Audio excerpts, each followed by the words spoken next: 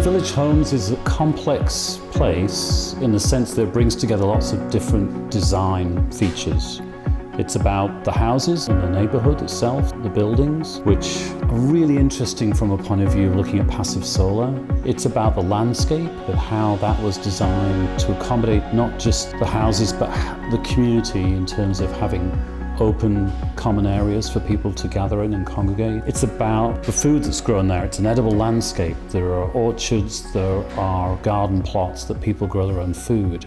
So some of the key features that visitors to the exhibition will find is a small replica of part of a house that was built at Village Homes in the mid-1970s that incorporates the features of how that house was built, the materials that were used, and importantly, some of the passive solar features that embody the architecture of Village Homes. So the house sort of becomes an interpretive tool, and as you walk through it, you'll get to experience and learn about how the houses were built and how the passive solar story came together.